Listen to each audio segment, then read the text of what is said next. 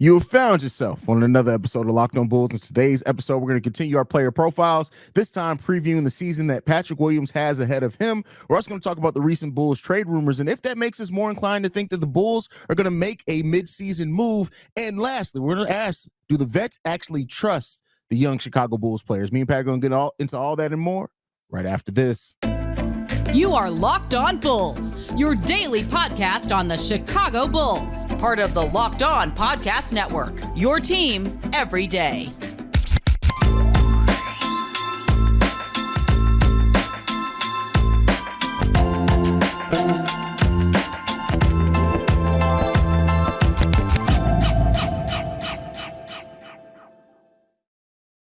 Thank you for tuning in to Locked On Bulls, member of the Locked On Podcast Network, where it's your team every single day. That's Pat the Designer, host and creator of the Windy City Breeze and host of the Chicago Bears podcast over at ESPN 1000. I'm Haize, host and creator of Chicago Bulls and Chicago Bears Central. And today's episode is brought to you by FanDuel Sportsbook, official sportsbook of Locked On. Make every moment more. Right now, new customers can bet $5 and get $200 in bonus bets guaranteed. Visit FanDuel.com/locked on to get started. Pat, it's been, first of all, missed you, brother. Missed you yesterday, brother. We had Bobby step in for you, but it's not the same as not having my brother around. So definitely missed you on that one. But you know, we've been doing our season previews for players, and it's time that we've gotten now to Patrick Williams, who, you know, every season I feel like we ask, is this the season that Patrick Williams is going to make a leap? Is he going to make a step? What is it? I think he did make a step last year, but it wasn't a consistent step up. But I do feel like he made a step when you look at the numbers and what he was able to do 3-point shooting wise. How do you feel, about the season of Patrick Williams last year? And then what are you expecting from him coming into this season? First things first, appreciate everybody for all the kind words, all the support. Appreciate all the love. Appreciate y'all holding it down. Bobby stepping in, man. It was hilarious. Like, it was such a stark difference not hearing Bobby on the show. Like, hey, Pat, we appreciate you, man. I was like, wait a minute. Hey, Bobby's definitely so Chicago, bro. He's so Chicago. I absolutely love it, bro. But no, as far as P. Will, bro, I mean, last season to me, right, 10 points a game. I think the 3-point shooting becoming as elite as it did last season was really a eye-opening moment on his career and what he actually can become. I think the Chicago Bulls need to utilize that a ton this season. But I think the biggest thing is, right, you got a bunch of guys on this team that are actually out there playing the game. 82 games for P. Will last year, 28 minutes a game. Every game not great, right?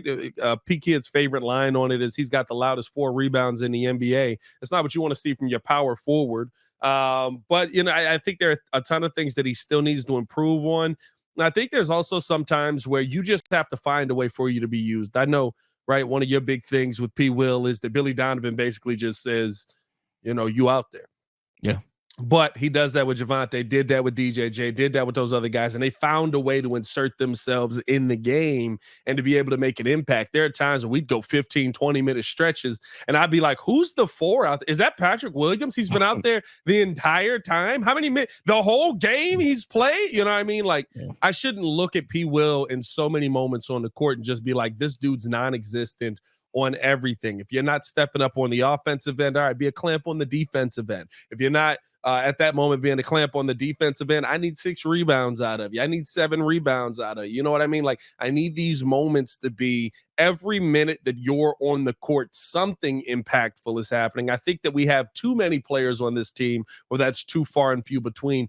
And to me, I think that's Patrick Williams. My outlook for him this season is basically a 3-and-D guy now, right? Like, I don't expect much of him. I think that, you know, you're kind of getting what you're getting with P. Will. Maybe he'll give you 12 points a game, which would be great if he's doing that from the 3-point line. It'd be the shooting that you need. I'd love for him to become that threat, but I think the days, in my mind, at least right now, and I'd love for him to prove me wrong, of him being what we hoped for with the number 4 overall pick are long gone. And yeah, he's only 22. There's a ton of room for him to grow. There's a ton of time for him to be able to go out there and dispel what I think of him right now. But as of now, right, I'm just hoping that you could be a solid 3-and-D guy that keeps pressure on teams with your 3-point shooting. That's all I'm looking for from P. Will coming into this season. Ed, shout out to Edward Herring, who, you know, he's a commenter. He comments a lot here, and he said something that I felt was very poignant and on point for Patrick Williams. you're not going to get the shot attempts that you're just not. It's not going to come here. You can take. I think that Patrick Williams could probably get 1.5 more shot attempts by just not passing them up. We're talking about 10 shot attempts a game. Cool, that's fine. Hit that still at. If you shot it at a 46% clip last season, 41% from three. I want to see you keep those percentages. Get that floater.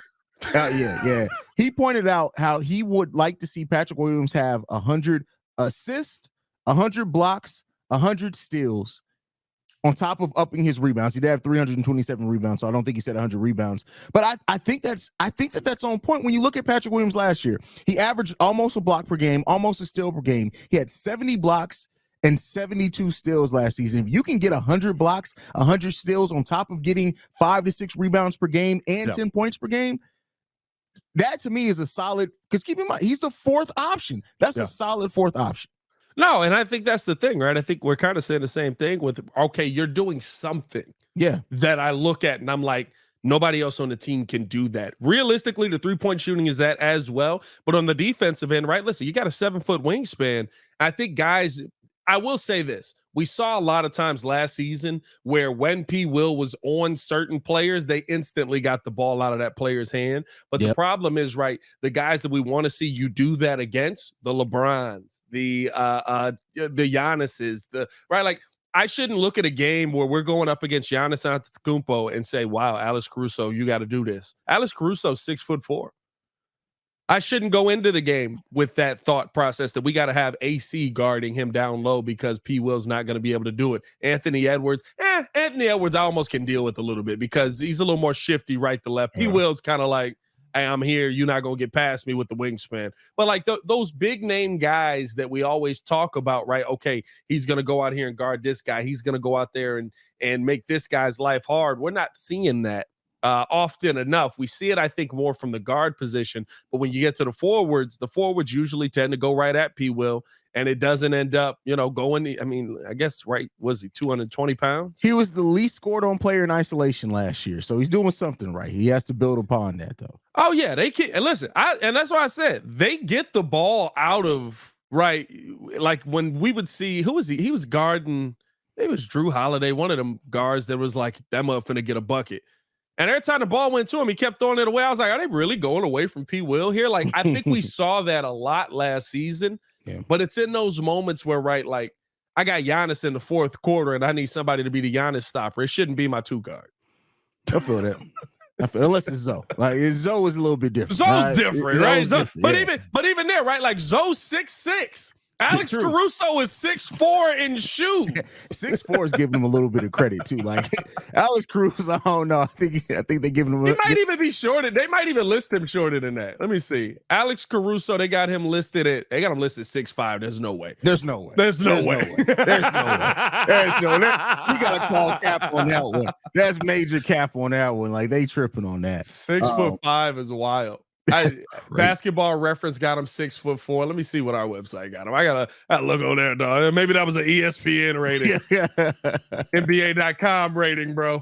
Told y'all they got the worst stat keepers in the NBA.com is terrible. It's like you got one job. You're the league. Yeah. You're the league. You got the worst stats. You're literally the league. Hey, our site got him 6'5", so I mean, okay. Well, shout out to that. I don't know. I still don't. I don't know about that one. He got on Air Force Ones and that mud. Definitely. But yeah, I think with P. Will is just that to see P. Will find a way to, like, what would me you say so often about Derrick Jones Jr. You mentioned it. Anytime he was on the court, he found a way to make his presence felt. Yep. That's what we want from P. Will. We understand he's not going to get the shots, and I can give you the numbers all day. And when he has double-digit shot attempts, that's all cool. But that's not coming consistently unless P. Will comes into this offseason and training camp and it's shown that we've heard his mentality change. That mentality change is so different that, Billy Donovan is then running more plays for P. Will. But I think right now, without seeing that, P. Will just needs to find a way. How do you put your imprint on every single game? If it's defensively, cool. It's not like we don't need it. If it's rebounding, he's going after loose ball. How many times last year when P. Will actually did either follow his shot or somebody else's shot, he got a nasty put back dunk? Yeah. I want to see more from that from P. Will. I think the biggest thing is, right, like, think about it. If Javonte Green was P. Will's size, Billy Donovan would have ran plays for him. He'd be a 10-10 guy at least. You know what I mean? Like least. Billy Donovan would have run. He was a 10-10 guy without it. You know what I mean? Like Billy Donovan would have run plays for him. You have to now prove to your coaching staff. It ain't just proving it to us. Prove to your coaching staff that, no, you need to give me plays because when I get the ball in my hands, I do something with it. And I think there's too many times where it's like, I'm making the pass. Is it the right pass? Sure. But it's not the pass we want to see. That's a fact. That's a fact. So we'll see what we get from P. Will in that case, man. Next up, we are going to be discussing the trade rumors around the Bulls. And if we now think that may mean the Bulls are more inclined to make a big move at the trade deadline. Before we get into that, got to talk to you guys about FanDuel. Snap into the action this NFL season with FanDuel, America's #1 sportsbook. Right now, new customers get $200 in bonus bets guaranteed when you place a $5 bet. That's $200 in bonus bets, win or lose. If you've been thinking about joining FanDuel, there's no better time to get in on the action. The app is so easy to use. There's a wide range of betting options, including spreads, player props, over-unders, and more. So visit FanDuel.com/LockedOn and kick off the NFL season. FanDuel, official partner of the NFL. Hey, you remember when FanDuel was doing the thing at the beginning of the season before the season started where it's like, pick your Super Bowl winner now. And even if they don't win the Super Bowl, for every win they get, you get certain amount of money. If you pick the Bears, you have $0 right now. You are pissed. $0 right now. Pissed. You pick the Bears. That long shot. No, not at all. Just shot. Yeah, that's crazy, bro. With that said, man, we've heard a lot of trade rumors surrounding Dame, Tyler Hero, Buddy Hield, other players. It's going really, really back to the trade deadline. But right now, it does seem like the Bulls are listening to offers, or seeing how they can get involved in some trades right now. And Pat, I think me and you were both kind of inclined to think that, while the Bulls do have contracts now that could be easily moved if they decide to, we still have a disabled player exception, still got part of our mid-level exception. We got exceptions out the wazoo. Yeah. Do you think now, like hearing how the Bulls are kind of maneuvering, getting in these talks, do you think that makes it more likely that the Bulls make a move at the trade deadline, or do you still sit in the place where you're like, I don't necessarily see them doing something? I think it depends on the team. I think that's what so heavily is weighted on this, right? Like if you can make additions preseason to make you feel better about your team heading into the season, right? Like, of course, the Tyler Hero rumor that we talked about over here, right? Tyler Hero possibly being, finding his way to the Chicago Bulls, whatever the Bulls would have to do to actually make that happen, right? Mm-hmm. If you had Tyler Hero to this team and all of a sudden the Bulls go out and they're winning 48, 49 games, right? And you're sitting there like, oh, snap, hold on now. Is this a realistic team? Or 48, what is it? Like we play 60 games before the deadline, right? Like if the Bulls at that point are 60 or 38 and whatever, right? Like you feel like you're on the right path. I think then you'll see them make moves mid-season. But I think, listen, we know what the Reinsdorfs are. They're not going to let you make moves just to spend money. They're not going to let you go into that next or that first bracket just to spend money. Right? Like they're like, hey, are we going to do something with this? Is this something that's going to breed long-term success? Right? So I think that it really just depends on how much winning the Bulls actually end up doing before the trade deadline comes. And I mean, realistically, that's yet to be seen. We have to see what we have from the point guard position. Which Zach LaVine are we getting? There's too many question marks on this team for me to think that they're going to just go out there and be more inclined to make mid-season trades just because, right, you've got these pieces in place. Agreed. And I think that as we've seen with AK, like I don't think AK is inclined to give up any draft assets anytime soon. I think he feels like he's given up enough of those. So it really is looking at using just your exceptions, or maybe moving on from players that you don't necessarily see maybe being here or blossoming into the way that you think. And AK is not going to make a deal just to make a deal. And I actually made a joke over on Chicago Bulls Central today is that I really feel like with a lot of Bulls fans, they just want a change just to say they changed it. And I made the joke to say that if Zach LaVine shaved his head, put on a mustache, and changed his name to Lackery Zavin, and the Bulls would be like, we need to go get that guy. And it's like that. That's where Bulls fans are right now. They just want a change just to get a change. And it's like, listen, AK's not going to do that. And you know, I think he went against his natural inclination, what he said he was going to do, even bringing in Vooch and going after Lonzo and DeMar. He said when he came in here, we're going to build naturally through the draft. It's going to take some time. And he saw opportunity to bring Vooch and accelerate that timeline. And now, because it hasn't really turned into playoff success, I don't think that he's going to be inclined to make a move just to make one.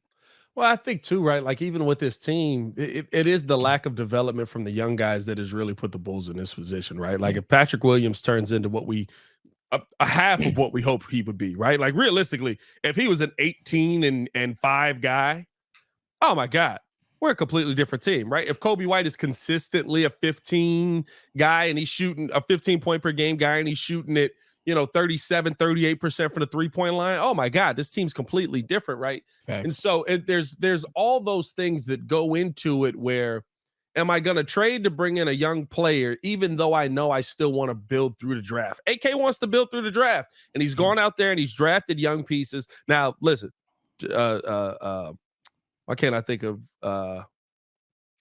what's the boy name? Not the one we drafted this year, last year. Dalen Terry. Dalen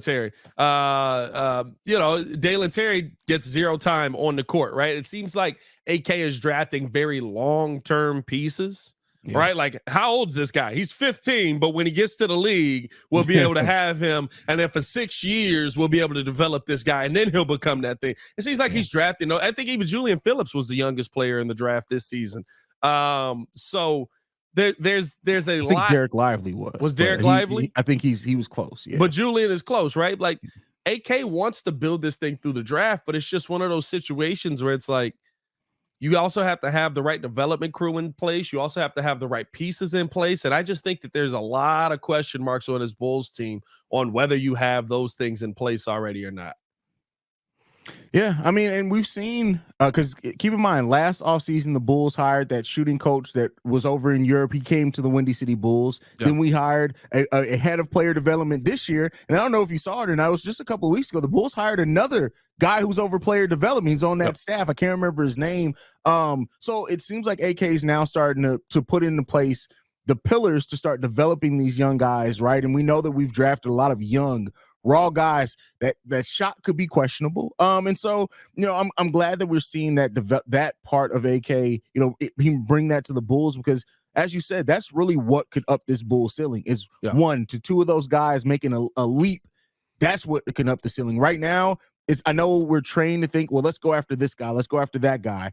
It's really probably not coming to just be honest, man. And I mean, realistically, that's the right way. That's what I keep telling us. Like, the way that I want the Bulls to be built is a long-term team. That means that you have to have development in place. That means that you have to have coaches in place that are going to be out there and changing the game plan and changing the mindset of the players on the court, right? Like you had Patrick Williams, right? He's a guy who basically I'm okay with not taking that many shots a game. He's been that way his whole career. All I need you to change with P. Will this season is you're so confident in your shot, it would be stupid for you not to take this shot.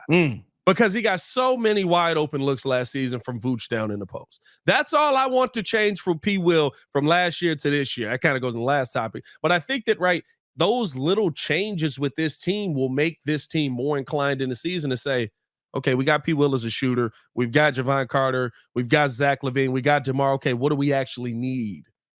All right, let's go out and get that. Because now that's a small piece that we can go after versus, hey, can we trade for LeBron midseason? No, it's not happening. Yeah.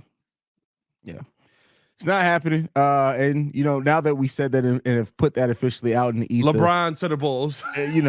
Something crazy is going to happen. The Bulls have traded for Zion Williamson and porn stars because they come with. Do they? Is it a tandem deal?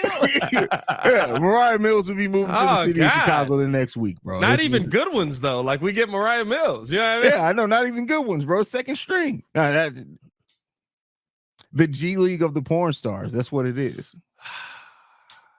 There's so many jokes I can go with there, but all of them will get me in trouble. I guess at that point, would you go back to calling it the D League? Should it just be the D League again at that point? I don't want any parts of the D League. I ain't gonna lie to you. That's you could have went with the V League, the P League, anything you want. The D League is crazy. I don't know. I'm uncomfortable. Listen, D-League extraordinaire. It is what it is. Yeah. You're uncomfortable? She's a D-League Hall of Famer. Next up, man, we're going to end it talking about a quote that Adam Amin said on the Give Me the Hot Sauce podcast. But I'll remind you guys that Locked On Bulls is free and available on every podcasting app and platform of your choice, as well as YouTube and the Odyssey app. Well, Pat, let's get into this last topic. Adam Amin was on Stacey King's Give Me the Hot Sauce, and he, direct quote, said this: I think this team comes down to trust. The talent is there. It comes down to trust in the other guys that need to take their next step. I would love for those stars to have trust in what the younger players are doing and the steps that they're taking and being given ownership of possessions that are important for the team. I just don't know if I've seen that. So a little bit of question there on if the stars trust the young players enough. Now, there is I do want to talk about both sides of the coin. You also have to ask yourself, have the young players showed enough consistently to earn that trust? Yeah. But what do you think about that, Pat? To me, not trusting the young players would be, I don't want the ball in their hands. And that's not the case. Kobe White has the ball in his hands whenever he's on the court. Like, you're young. I mean, first off, the young players are what? Kobe White, Patrick Williams, Ayo Dosunmu. Is that it? That's kind of it right now. Yeah, I mean, Terry didn't get any ticks, so I'm trying to think of like people that were actually. Dalen Terry, you still throwing Dalen Terry, Julian Phillips out there as well, because like Andre Drummond. I mean, he's still. I know. I'm just. He's so much younger than we all think. He's so much younger. That's hilarious. But no, I think that realistically, right, like those three are the ones that I think of. Ayo Dosunmu lost the trust. Ayo Dosunmu didn't play well enough to deserve the trust. He was somebody who always had the ball in his hands, could knock down the open three ball. I mean, listen, if there was a wide open layup, he was smoking that mug, but contested, he's got that. You know what I mean? Like, I wish somebody tried to block a shot at the rim every time, pretty much. But I think that those are the ones that you really look at. And Kobe White and Patrick Williams had the ball in their hand a ton. And P. Will just didn't do enough with it early on in the season. Later on, started to pull the three ball a little bit more. And then Kobe White, just inconsistent. So I can't say that they didn't trust them because they got the shots. Are they the number one? Are they the focal point? No, I don't believe that. But I don't think that anybody expected either one of those guys to be the focal point of this offense when you got Zach, DeMar, and Vooch.